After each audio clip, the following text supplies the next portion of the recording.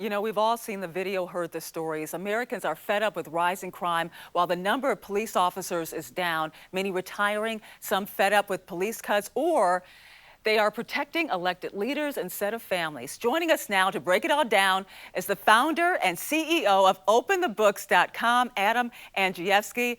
Hi, Adam. Hi, Angela. Good morning. Good morning to you. Well, you and your team, you kind of crunch the numbers, looking at police cuts or proposed cuts, comparing that to taxpayers' dollars being used to pay for a security detail for public officials. First, just tell us, what did you find out? So everyone will remember back in June when the Biden administration officials went on the Sunday morning talk shows and said Republicans defunded the police. So at OpenTheBooks.com, we fact-checked that claim, and here's what we found. We found that in the 20 largest American cities, they were all run by Democratic mayors. They had actually defunded their police, yet took oftentimes millions of dollars worth of personal police protection details. This is hypocrisy.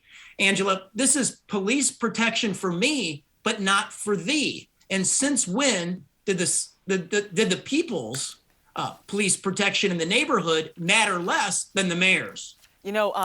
This issue has been covered widely. And you talk about elected leaders, some of them say that they need security. You can take Chicago Mayor Lori Lightfoot, who said that she needed extra protection for her family because of daily threats. What is your take on that? Well, I'm sure she does. But Lori Lightfoot's policy for the people has been to quietly defund the police in the neighborhoods. For example, at the height of the pandemic and the social unrest in 2020, we found that the head counts of rank and file Chicago police officers had fallen under Lori Lightfoot by 400 officers. So there was fewer officers in the street to protect the city during the height of the pandemic and civil social unrest. You know what, let's kind of transition here to New York City. The 2021 budget called for roughly around $1 billion in cuts from the NYPD back in June of 2020. New York City Council member Daniel Drome said this.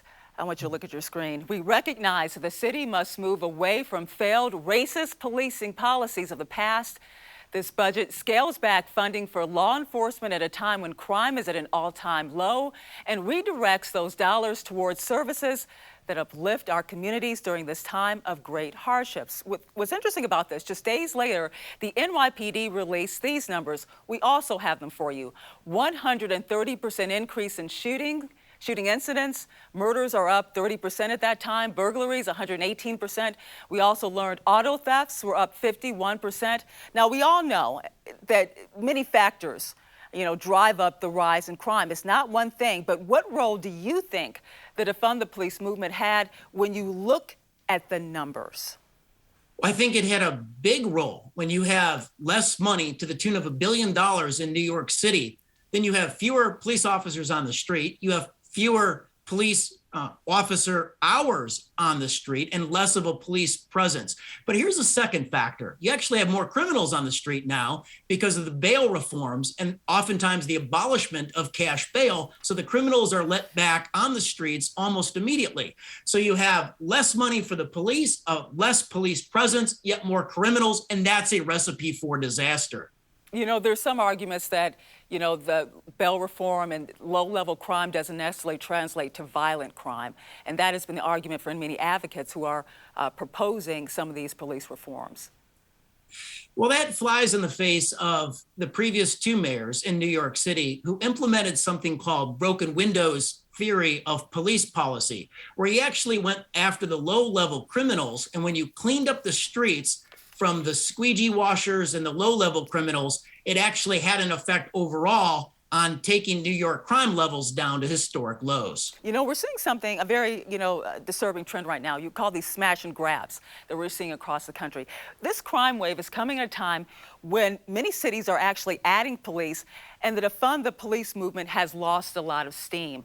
How does this narrative all fit when you look at the overall picture with the increase in crime?